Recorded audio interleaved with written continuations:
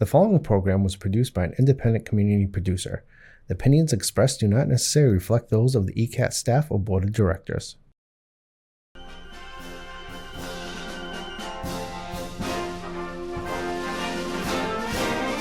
March along, sing a song with the army of the free.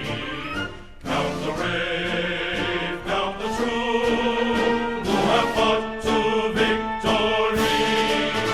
We're the army and proud of our name. We're the army and proudly proclaim.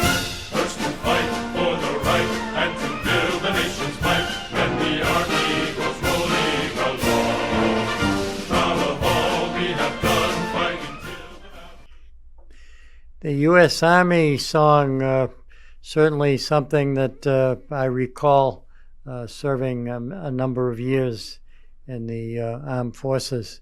Welcome to Service Matters, a weekly radio show that talks about the good things that are happening in local communities and beyond.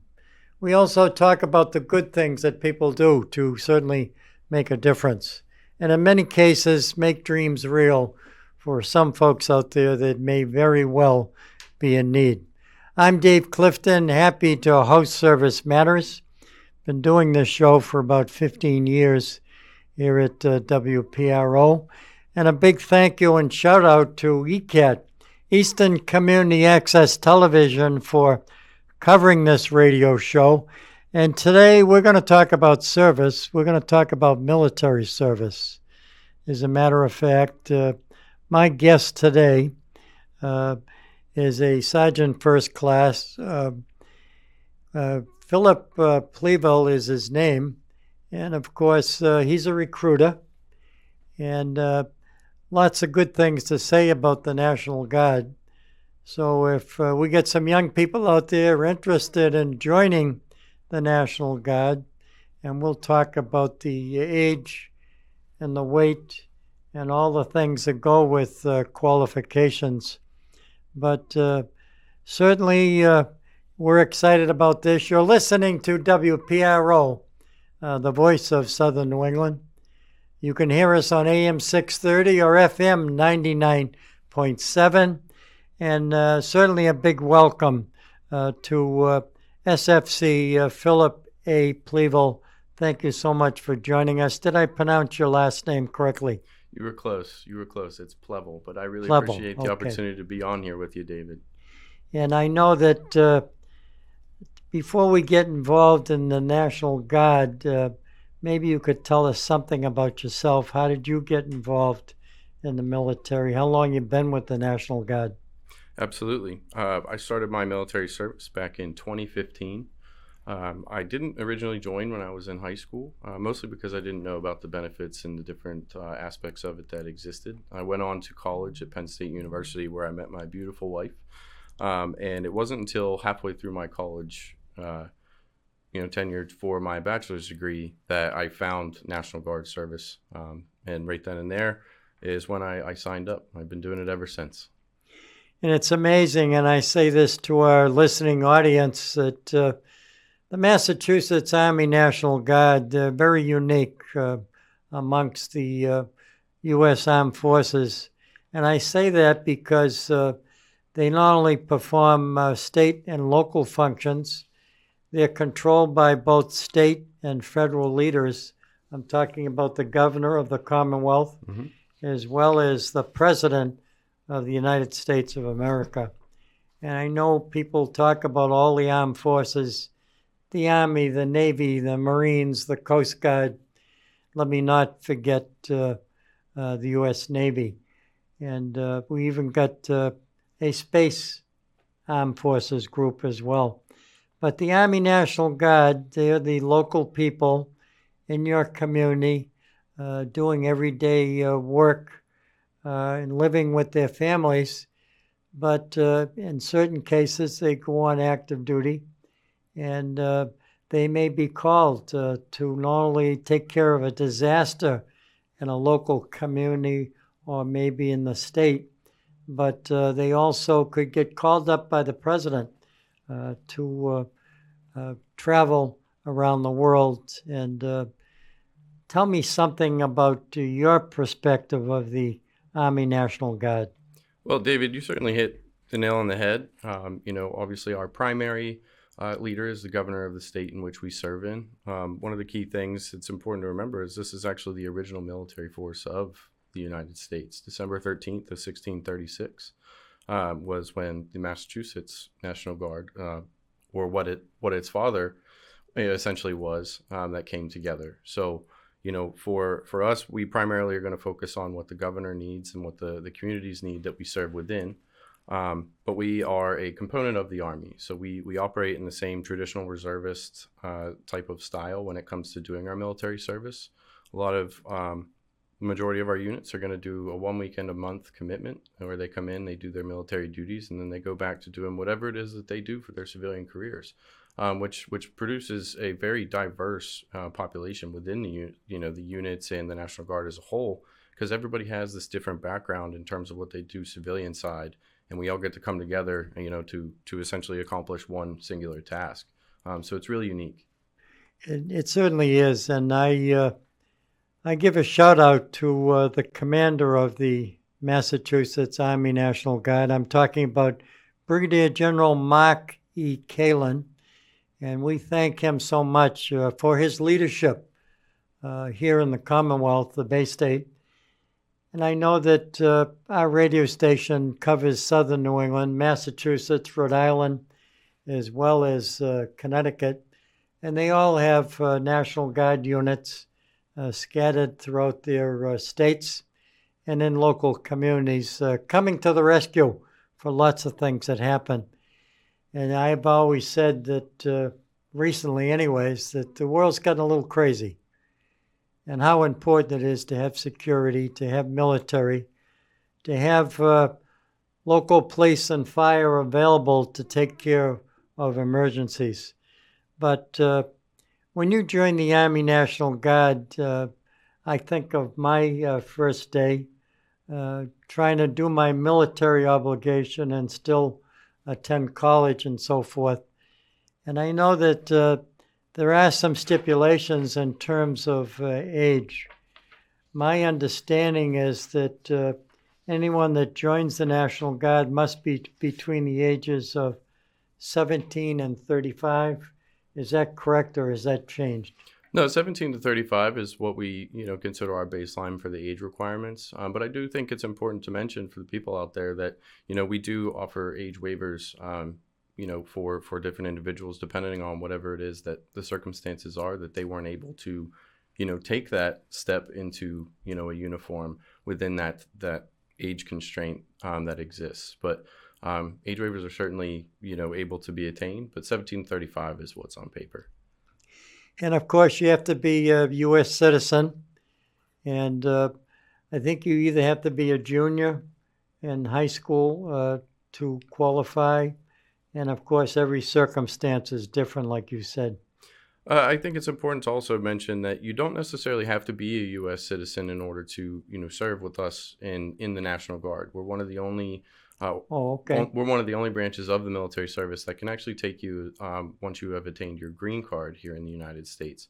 And we do have a program called Citizenship Through Service, where as soon as you put that uniform on and you make that decision to serve this country, we will reward that by giving back and helping to expedite your naturalization process to become a true citizen in a way where you're giving something to the communities that you serve in. So we think that that's really great, and we see a lot of people interested in going that route, and I think it's great that that's offered.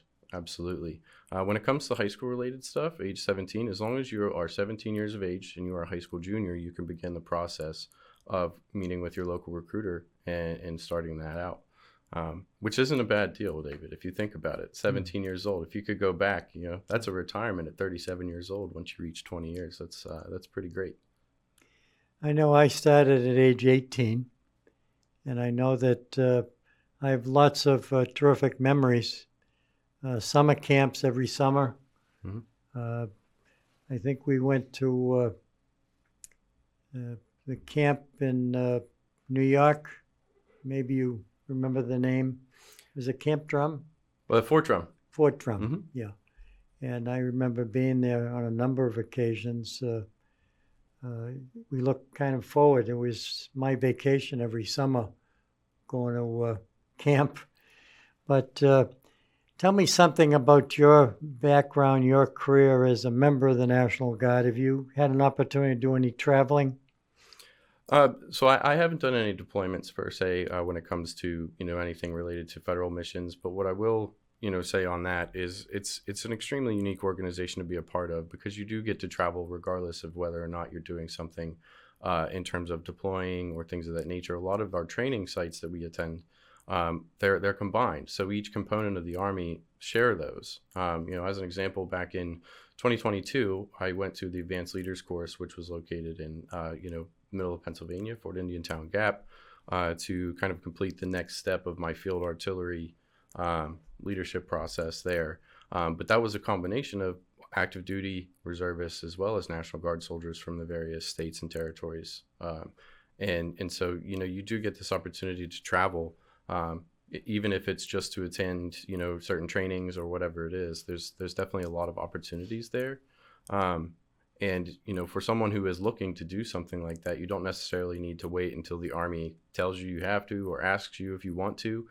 You can seek those things out. We have different programs in place where you're able to volunteer your time if you're interested in doing that at a certain time throughout your career. Now, tell our listening audience and our viewing audience, we actually have two audiences today, not just the radio audience, but we also have local access TV stations that will be covering this show as well. But if there's a young person out there interested in joining the Army National Guard, what would they do? What would be their first step? Set up an appointment? Absolutely. I mean, the best thing to do is to reach out to your local representative. In recent years, that's become much easier to do and to locate, that particular individual. What I always, encourage people to do is go to nationalguard.com, and you'll have an opportunity there to type in your information, and based off of your zip code, they will actually give you the contact information or set you up right with a phone call right then and there, in order to be able to speak with that representative for your local area. There are a plethora of different recruiting offices throughout Southern New England, but it's certainly easiest if you reach out to your local representative in that way. And of course, we're not too far away from Veterans Day, a chance to salute all the veterans here in the good old USA. And I say to folks out there that you can help your veterans, and that includes the folks who have received the Purple Heart, the veterans who are considered homeless veterans, disabled veterans, and even paralyzed veterans who are served above and beyond the call of duty to protect our country. And we are forever grateful to them. And we're going to take a short break. My guest today is Sergeant First Class Phillip Plevel, and I pronounce it right this time. And he joins me today as we talk about the Army National Guard and all the good things that they do. When we come back after the break, we're going to salute all the veterans, and we're going to play the Armed Forces Medley so that we get to recognize everyone. And I think the Chief of the Army National Guard, General Stephen Norhaus, would be very happy that we're doing something like this. So you're listening to WPRO, the voice of Southern New England. I'm Dave Clifton. Hurry back, folks. Good evening and welcome to another edition of For the Love of Words. After a 3-year hiatus, join me, John Holgerson, and Priscilla Almquist Olson, as we interview poets and musicians. Could you give the audience a little summary of your background as a child? When I turned 7 or so, we were car bombed. That stuck out. And have them share their love of words. Sometimes I wonder, do you ever think of me? A thin broth of moonlight caught in the trees spreads across the garden brush, so one side of every stick shimmers while the other sides melt into one another, a mass grave of cherry, pear, and pine. For the Love of Words at 7 p.m. on Thursdays.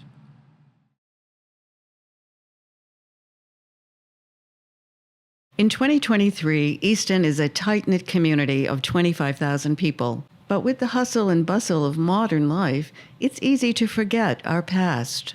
A time when Easton's population was 6,000. Everybody knew who everybody everyone was. And there was respect. There was respect for everyone. When kids enjoyed great freedom and independence. Everybody was poor at today's standards, but we all were in the same boat and we enjoyed life. So join me, Priscilla Almquist Olsen, as I explore what makes Easton so very special with some of its lifetime residents. I think Easton has so much to offer, and if you're living in a community, you have to know it.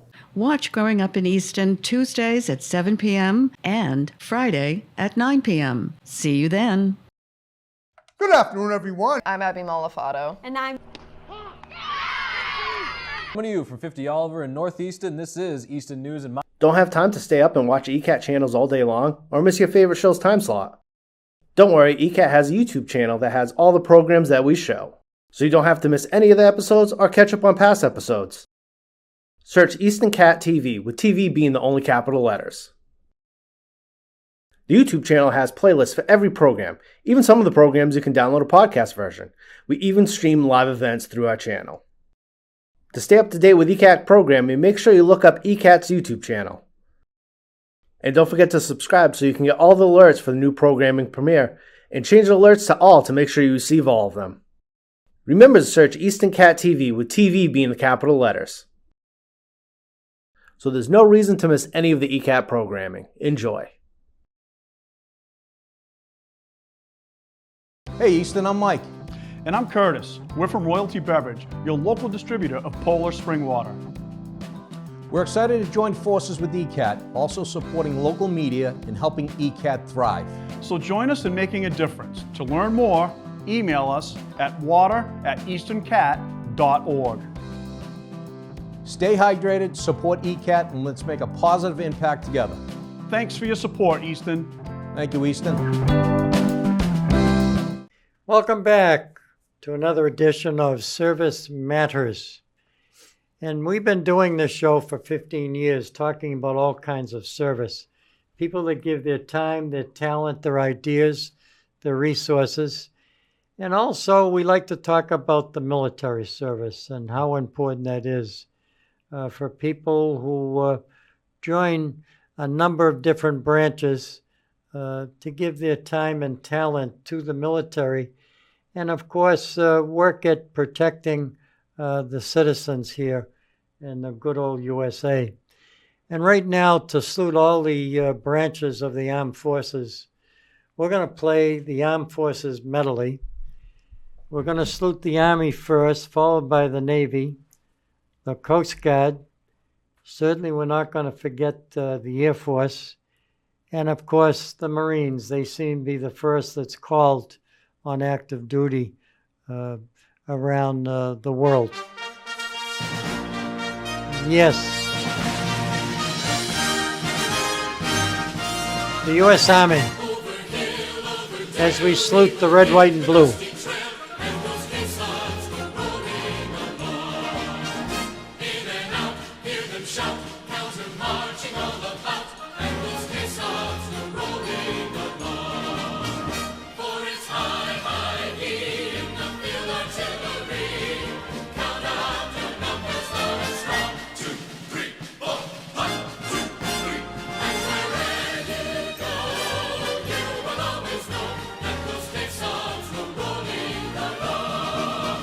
God bless America.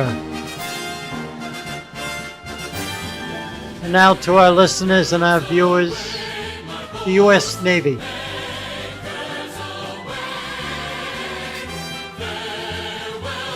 They take care of us on the waters of our country and beyond.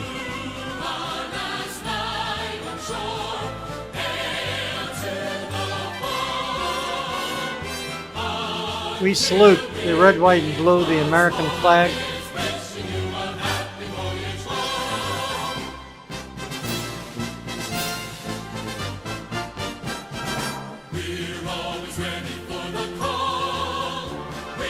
Yes, U.S. Coast Guard.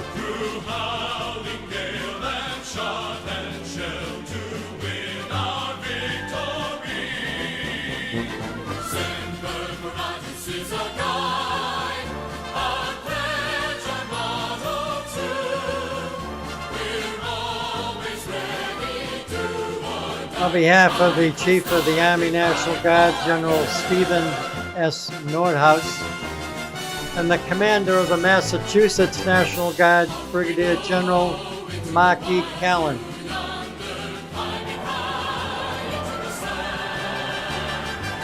Yes, the Air Force. By sea, by air, and by land. The military has our back.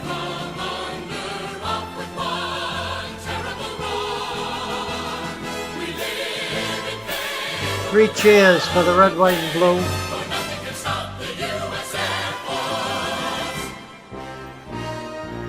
And at this point, I always say thank you to my son-in-law, a two-star general with the U.S. Marine Corps. Ryan Heritage, God bless you. U.S. Marines.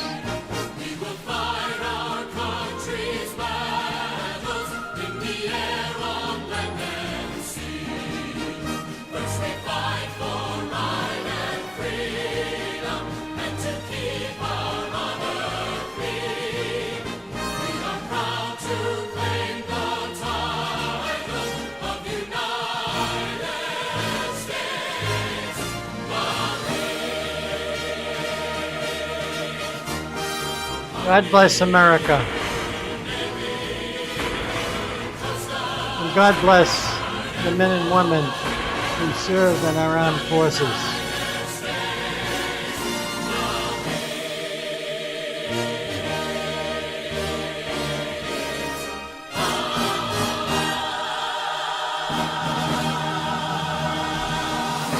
Now we'll get back to our Army National Guard.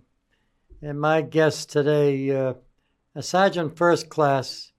His first name is Phil, and he is a guy who works as a recruiter, trying to get people to join the Army National Guard. And sometimes it works out well for people who have jobs that they have to do, and they got families to take care of, and it makes it much easier if they could serve their military obligation in their local communities. I know that people have asked me a question, and someone did text me. They wanted to know what kind of benefits does someone in the military get if they serve so many years. My understanding as a veteran myself, having served in the Army National Guard, that they get medical benefits, which are important. Are there any things that you want to add to what I said? Yeah, absolutely, David. I think that, it's important to understand that although we do serve the governor of the state, we serve the state that we serve, that we live in the communities here, we are a branch of the military, and we do get all of the same exact, benefits when it comes to retirement or, just serving in general, even though you don't necessarily reach the retirement age. So you do get veteran status, all of those things that you mentioned. But, one of the key things that separates us from other organizations or other branches of service, rather, is that, we do also get state benefits on top of those federal benefits. So anything from education, medical, like you had stated, different insurance programs, medical insurance, dental insurance, life insurance, things like that, but also retirement. And that's an important one. I feel like anymore, it's extremely important to start worrying about retirement much, much earlier in life when it comes to setting things aside for those that are looking to, at one point or another, stop working. Terrific. Maybe you could I could throw a question out there that hopefully you can answer. Oh, I'll do my best. How many members in the Massachusetts Army National Guard? I know it's not going to be exact, but do you have a ballpark figure of how many? Absolutely. We usually sit around 6,000 in total strength. That's a good sum. And I know that some of the states that seem to have larger numbers, I'm talking about Texas, California, Ohio. Those are the ones that stand out from the history I've done on the Army National Guard. They seem to be the ones that get called more often for active duty by the president. And there are a few others too, and even New Hampshire. But it's important that people understand that it's not just men involved in the Army National Guard, it's women as well. And I sometimes say to the women that it's not just women, it's also men in the Army National Guard, and it's a team effort. Anything that you would like to say to some person out there that may be considering the possibility of joining the Army National Guard, what kind of suggestions or recommendations would you give them? Well, I certainly think it's important to mention that knowledge is free, right? And that's kind of what I always tell anybody that I talk to. You know, at the worst case, if you come, we sit down together and we have a conversation, you know whether or not this is going to be something that will benefit your life or will make your life a little bit more challenging to get through in terms of things you may be balancing at that time. But, you know, getting that information and sitting with a recruiter, at the very least, you're going to have that knowledge at your disposal to make that decision for yourself. You know, we're very grateful in this country that we willingly volunteer our time to serve. You know, and that's definitely, you know, very unique. But it's not just Army National Guard either. You know, men and women can serve in any branch of the military service. But does that kind of answer your question? It does. It certainly does. I was going to ask you about officer training. Do they have that kind of an opportunity in the Army National Guard? Yes, absolutely. So they're just like any other military branch. You know, the structure is the enlisted side and also the officer side. You know, you had asked about officer-related stuff. So in order to become an officer in the military, you have to be within, I want to say 90 college credits, semester hours from completing your bachelor's degree, and then you're eligible to apply for what's called OCS, or Officer Candidate School. We actually run that here in Massachusetts for the National Guard soldiers that are interested in coming in on the officer side of the house. And that's kind of operated in a way just like a drill weekend, right? Where it's one weekend a month. And then, you know, you're 2 weeks in the summertime for what we call annual training, or for them it may be some sort of field training exercise where they get to implement these policies and these different tactics that they've been, you know, learning over the past few months. You know, that field training is extremely important there. So. And I say that because there are many folks out there that are interested in leadership roles.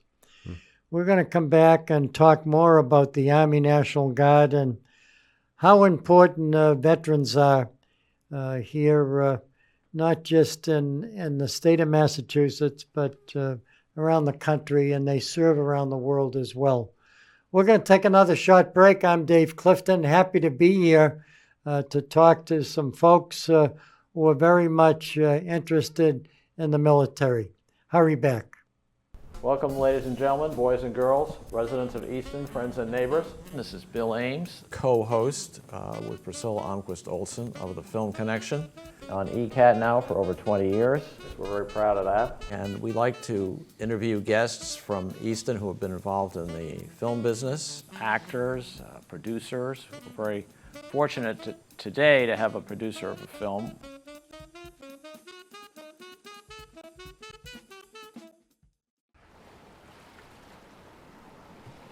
Yeah, this is the life. Just relaxing by the beach. What could be better than this? I've got an idea. What? I'd really like to find a forever home. Forever home? Yeah, like Jack Ryan talks about on Easton News. A forever home. All those animals at the APCSM, they get forever homes. Why not us? Listen, man, I hate to tell you this. Tell me what? Come on, tell me. Look, I can take it. Look at me. Come on, tell me. I can take it. Come on. We're not real. What are you talking about? Of course we're real. Look at us. We're sitting here on the beach, on vacation, being served raw meat, mind you. We're having a great time. How are we not real? No, thank you. I'm good. I've had enough. I've had enough. Thank you. What are you talking about? Of course we're real. Look, it's not that we're not real. We're just not living, breathing animals. You don't even have a mouth, dude. Oh yeah? Well, your eyes are just plastic. Right back at you. You've ruined my vacation. I can't believe you've done this. I mean, while we're at it, why do we need a vacation? It's not like you have a job. Oh, wow. Oh, okay. All right. You know what? I'm out of here. Cubby, wait. I'm sorry. I didn't mean... Oh, well, you have to get it eventually. If you'd like to get your hands on a cubby of your own, scan the QR code on your screen now.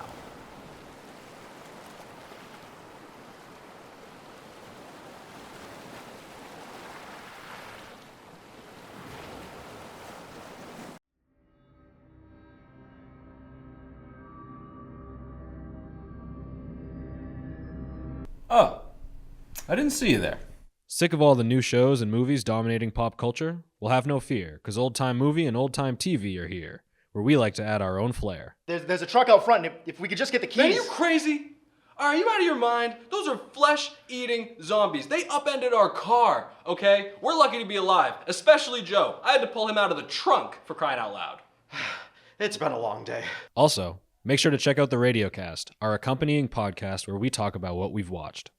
There was a lot of moments of just Mac on the raft going down the river, just internal monologuing over and over and over. We show the classics and nothing but the classics. Well, except for the weird ones. Check us out on all our channels as well as our YouTube.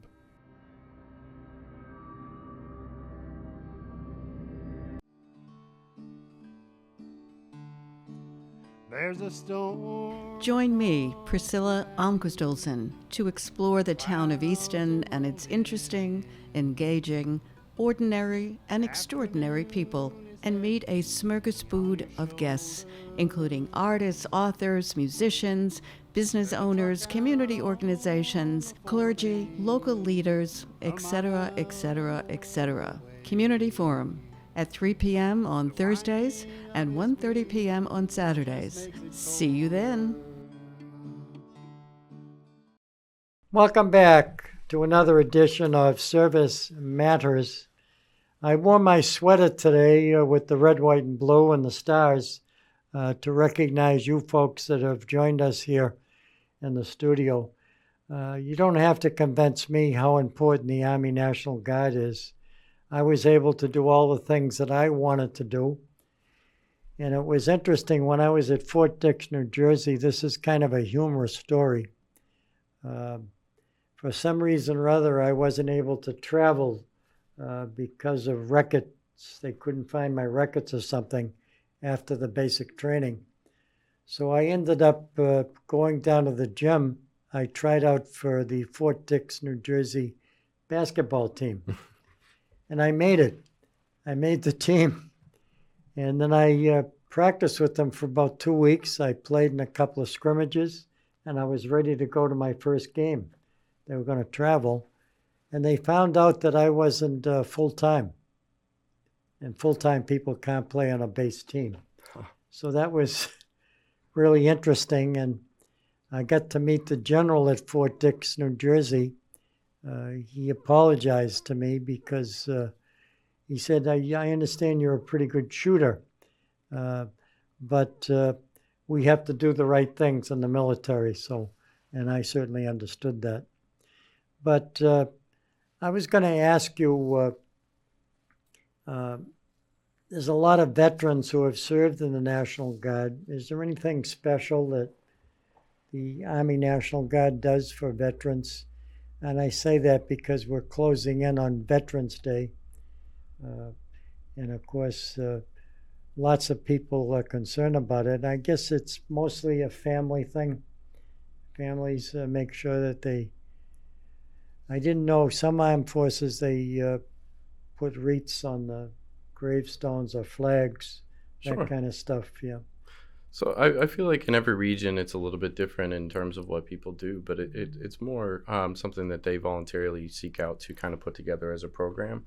In recent years, more so surrounding Memorial Day, I've put together high school groups that have come out with me, and we've actually cleaned off veterans' gravestones, placed flowers, flags, things of that nature. And that's always a really good opportunity for, some of the local students to get some of those community service hours that some are required to attain prior to, graduating high school. But really it just comes down to, whatever it is that you need, there are programs out there. Reaching back out to, the National Guard units surrounding and figuring out what programs exist. We've certainly come a long way in the past few decades in terms of what different programs we offer and what we do. Whether it's summer camps, daycare for children and things like that. There's definitely a program for whatever it is that you need assistance with. Well, Sergeant Phillip Plevel, I certainly honor this opportunity to sit down with you and talk about the Army National Guard, which I know is important, having done my military service in the National Guard. But is the Massachusetts Guard still part of the Yankee Division? That's what it was when I was in it. Or is it a different... So I don't see YD patches on your uniform, so I'm assuming that that's changed. They still float around here and there. The important thing to kind of note is that, as we cover southern New England here, a lot of when you get high enough in, the structure of the units and things like that, brigade levels, things like that, it will sometimes couple together multiple states to be under one particular brigade. So, you will kind of see that shift here and there, and that all really depends on whether or not that end strength for each of the states is kind of meeting that requirement needed in order to, keep that brigade, manned with what they need in terms of what missions they're taking on, accepting, etc. Right? And we touched earlier about natural disasters and things like that. We're lucky up here in southern New England area. We don't have to face the hurricanes and things of that nature that you may see more prevalent in the South. But that certainly doesn't mean we don't help with those things. The brush fires recently that we've had, we just had our aviation unit go out and assist with those. So that's one of the more recent state-related issues that has kind of arose. But also the COVID effort. And I think it's important to mention that. A lot of people in the service industry, that went, unemployed in that time frame when we shut down, if they were in the National Guard, we were able to throw them on, essentially active duty orders to assist with the efforts that we were putting together. And it kept a lot of people paying their rent. And I do think that was a really nice thing to see. And it's not a lot, you don't really think about it until it's, kind of discussed that way. But, there are a lot of us that are grateful for, what military service has done for us. And, to couple what you said, I really appreciate anybody who's ever decided to put a uniform on or has put one on. And I hope that there were benefits that you attained through that service as well. Interesting. And of course, we salute both you guys. I know you're on the air and you've got a friend here from the Army National Guard that joined you. Maybe you could introduce him. Let us know what his name is. Absolutely. This is Sergeant First Class Ken Dowd. He's our state level marketing representative. He assists with all the community efforts and things of that nature that we put together to help, spread the word about what it is that we do. And I appreciate him being here today. And I do too. And I wanted you to know that I found you because I wear another hat. I happen to be chairing the Town of Easton's 300th anniversary celebration in 2025. We have a big parade coming up in town, and I approached you in your office about the possibility of getting the Army National Guard to join us. And I know that's another department, another area that I'll have to contact, but I certainly would like to have them represented. And this is an opportunity on this show today to not only send my prayers, my thoughts out to all the veterans who have served in the military, and to thank the Army National Guard for all the service they have provided. And you folks wait for the call either from the governor or from the president in terms of what the next step is.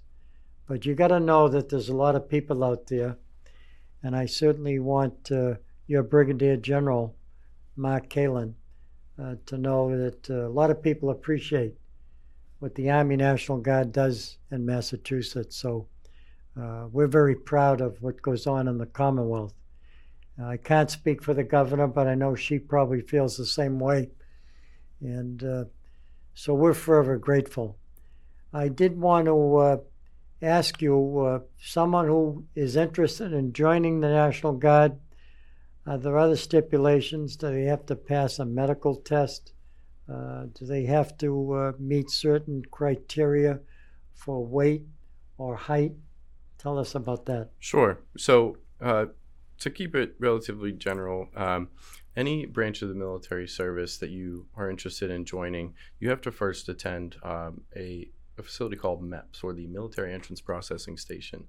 So it's a third-party entity that all of the branches of service utilize in order to become qualified to join the military. So there you'll take the ASVAB test, if you remember, the Armed Services Vocational Aptitude Battery, and that's going to be the best way for me to summarize it is it's kind of like a military version of the SAT. That's a computer-based test, all multiple choice.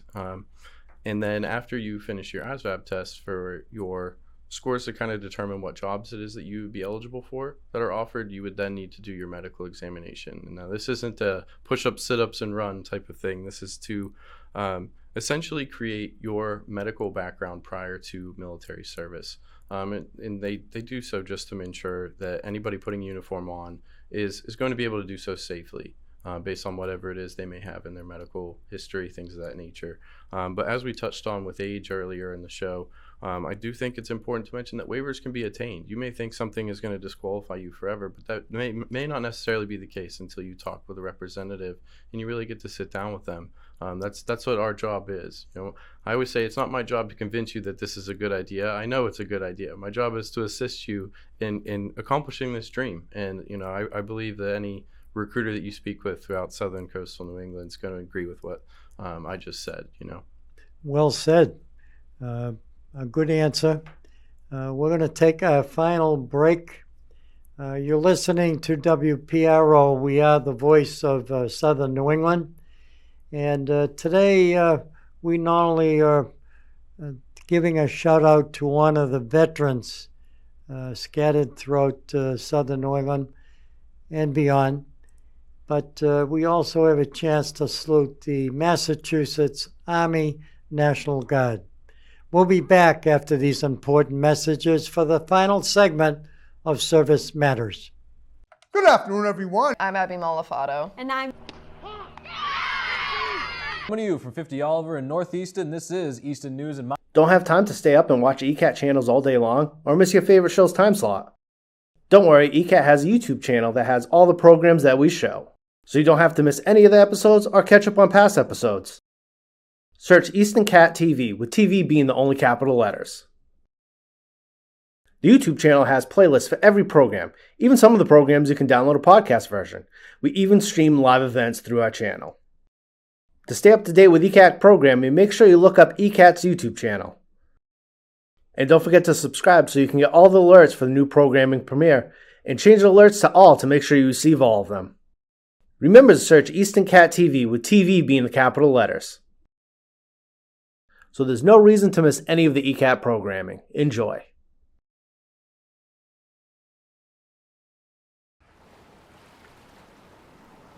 Yeah. This is the life. Just relaxing by the beach. What could be better than this? I've got an idea. What? I'd really like to find a forever home. Forever home? Yeah, like Jack Ryan talks about on Easton News. A forever home. All those animals at the APCSM, they get forever homes. Why not us? Listen, man, I hate to tell you this. Tell me what? Come on, tell me. Look, I can take it. Look at me. Come on, tell me. I can take it. Come on. We're not real.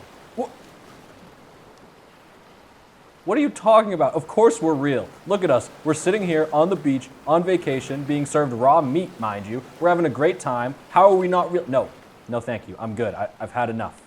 I've had enough. Thank you. What are you talking about? Of course we're real. Look, it's not that we're not real. We're just not living, breathing animals. You don't even have a mouth, dude. Oh yeah? Well, your eyes are just plastic. Right back at you. You've ruined my vacation. I can't believe you've done this. I mean, while we're at it, why do we need a vacation? It's not like you have a job. Oh, wow. Oh, okay. All right. You know what? I'm out of here. Cubby, wait. I'm sorry. I didn't mean... Oh, well, you have to get it eventually. If you'd like to get your hands on a cubby of your own, scan the QR code on your screen now.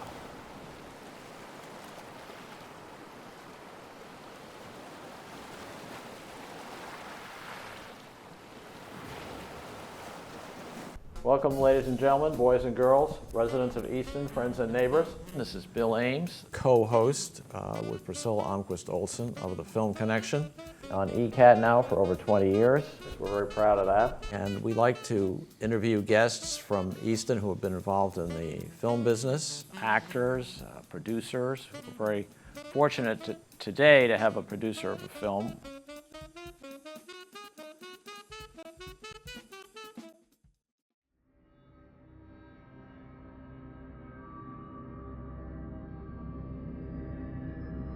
Oh, I didn't see you there. Sick of all the new shows and movies dominating pop culture? Well, have no fear, because Old Time Movie and Old Time TV are here, where we like to add our own flair. There's a truck out front, and if we could just get the keys. Man, are you crazy?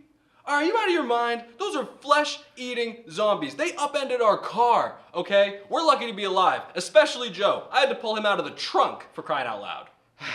It's been a long day. Also, make sure to check out the Radiocast, our accompanying podcast where we talk about what we've watched. There was a lot of moments of just Mac on the raft going down the river, just internal monologuing over and over and over. We show the classics and nothing but the classics. Well, except for the weird ones. Check us out on all our channels as well as our YouTube.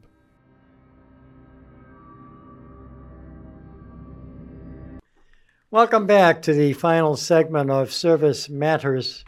This has been an interesting show. A chance to salute veterans, a chance to pay tribute to the red, white, and blue, the American flag, and at the same time to honor all the armed forces. And today we get a chance to honor the Army National Guard. We have a recruiter that has joined us and his partner, and also in the Army National Guard. And he's been shaking his head yes when you spoke, so he agreed with everything that you were saying. Oh, good. That means I'm doing a good job. Yeah, that's terrific. And of course, I understand you just got promoted. Yes, I did. Back in August, I was pinned Sergeant First Class. Well, I'd like to second that motion because I think you're doing a terrific job here. Well, thank you, David. Appreciate it. And I hope that somehow you send this show off to the Brigadier General so he can hear this and knows that the marketing guy is here and that we handle this show very appropriately in terms of promoting the military and not asking any difficult questions that I know that you can't answer those anyway. So I certainly wouldn't ask those questions, but it's a chance to stop and to think about how lucky we are, whether you're in the military or not, to have what we have To live in a country like the good old USA, the land of the free, where just about everything we need is within reach. Unfortunately, it's not the same way in other parts of the world, in third world countries, where their priority is survival, one day at a time. And thanks to the armed forces, the military, whether it's the National Guard as part of the Army, or maybe it's the Air Force, the Coast Guard, the Marine Corps, let me not forget the Navy. They all contribute, and they're all friends. Someone said to me, "Do you talk to the guy in the Navy, even though you were in the Army?" I said, "We all serve. We're serving our country. We're just wearing a different uniform. But we have something in common. It's called the USA. It's called the American flag." I like the sentiment, one team, one fight. That's what I always say. There you go. Yeah. That's terrific. Anything that you would like to say that maybe I haven't asked you, that you'd like to share with our listening and viewing audience that relates to the Army National Guard?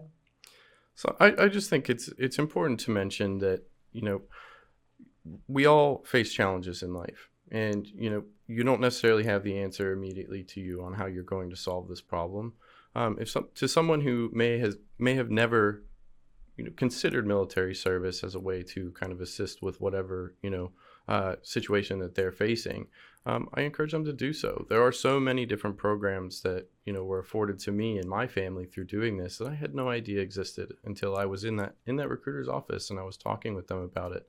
I went in there excited about the opportunity to serve my country, and that came from wanting to do this since I was very young. But that doesn't necessarily scratch the surface at what I found when I was sitting there and all the information that was given to me, in terms of what we truly, do attain as National Guard soldiers or any branch of the military for that matter. Here in Massachusetts, we cover 100% tuition and fees waived to any of the Massachusetts public universities. So if someone is looking to go back to college and they can't, figure out, how they're going to pay for it, this is a great opportunity to do that and only serve 1 weekend a month in doing so. So I'm coming up on my 100th recruit in my time of being a military recruiter for the Army National Guard. And every single one of them, I have loved the final step of getting to see that transition from civilian to soldier and that thank you when they get home from that training. And I just feel that it's important for the communities to know that there is a program out there that can help you with whatever it is that you're struggling with, and to certainly reach out. It's certainly good advice from a recruiter. And I did want to say that I always think of that Rotary motto, and of course, which is service above self. And I think of their four-way test of the things that they do, think, and say. And that four-way test is this: is it the truth? Is it fair to all concerned? Will it build goodwill and better friendships? And will it be beneficial to each and every person involved? They use that motto in their business and their way of life and their family life. And of course, it can be used in the military life as well. I want to thank you, Sergeant First Class. You did a terrific job today on the year. And I think we spread the good word about the Army National Guard. If I could play a song right now, it would be God Bless America. But we're going to end our show with the Army National Guard favorite song. And it's a song that when I listen to it, I think of my days when I joined back in the Kennedy era, and always had the fear of someday may have to get called back.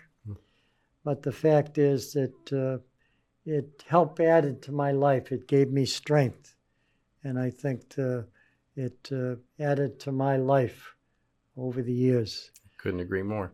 So I say to each and every one of you that listening to this show, go forth to serve. do it with a smile on your face. And if you're going to do something good to help someone out, certainly do it with the dignity that it deserves. Do it the way the folks do it in the Army National Guard. And here's our final song as we close the show. This broadcast has been a production of WPRO and, of course, ECAT, Easton Community Access Television. Army song. Thank you for joining us, and have a great weekend. Thank you, David.